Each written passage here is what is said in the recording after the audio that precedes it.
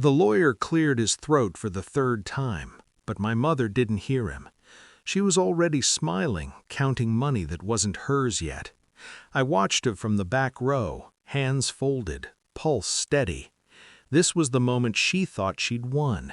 15 years ago, she'd watched me pack a bag with shaking hands and told me not to call her again. Today, she wore black silk and diamonds, and she couldn't even look at me. I let her enjoy the silence. Revenge works best when it arrives late.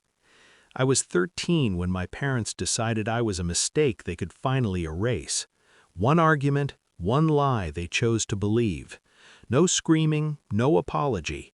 Just my father opening the door and my mother turning her face away like grief was contagious. My uncle stood on the porch that night, my father's older brother, wealthy, quiet, observant. He didn't argue, he didn't plead, he just said, "Pack what you need, you're coming with me." I remember thinking it was temporary. I remember being wrong. My uncle didn't save me with affection, he saved me with structure, rules, expectations, silence that wasn't hostile, just honest.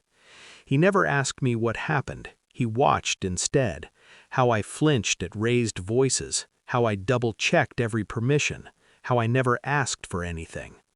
One night, years later, he said, "People who abandon you don't get to narrate your future."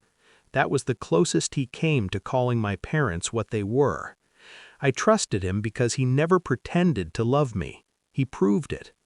My mother sent one letter in 15 years, not to ask how I was, to ask if my uncle was still rich. That was when I understood the pattern. She hadn't disowned me because she believed the lie. She disowned me because I was inconvenient. When my uncle got sick, she reappeared like a ghost with a lawyer's smile. Hospital visits, tearful prayers.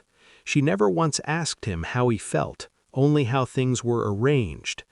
I noticed everything, how she asked about accounts disguised as concern, how she introduced herself to his advisors as family again, how she never acknowledged me unless someone important was watching. I didn't confront her. I took notes. Betrayal doesn't always arrive loud. Sometimes it arrives dressed in forgiveness. I watched her push for power of attorney, watched her hint that I was emotional and too young to handle responsibility, despite the fact that I was running my uncle's companies while she was running her mouth. She underestimated me. Everyone does when you stay quiet long enough.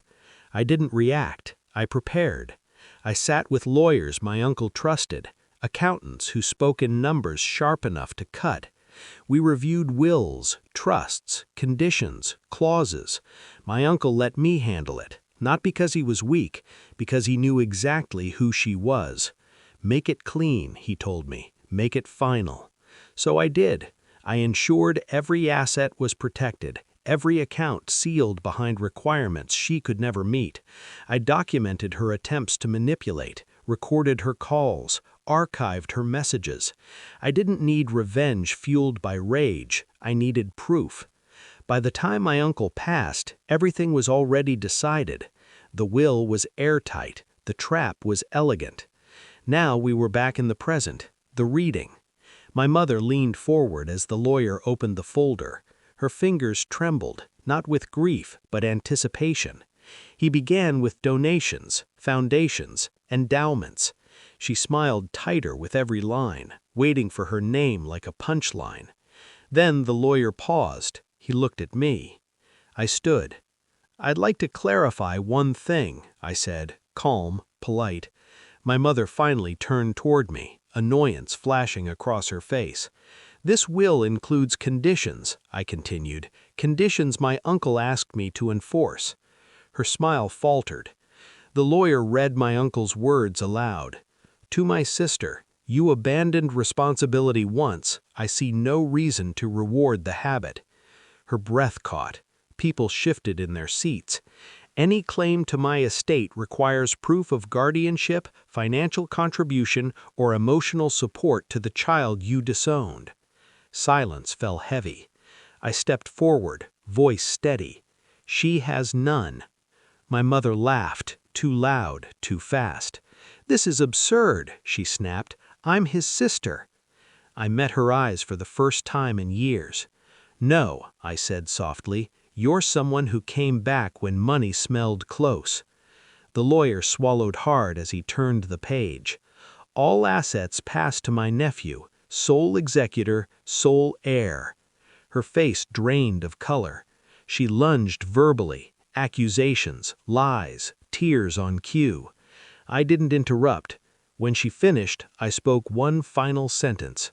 "You lost me at 13, I said. You don't get him at 50.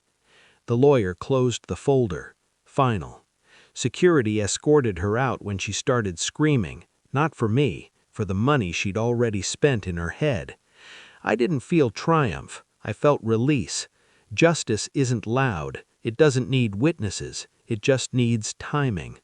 I inherited wealth, yes, but more importantly, I inherited the last word. And this time, I wasn't sent away.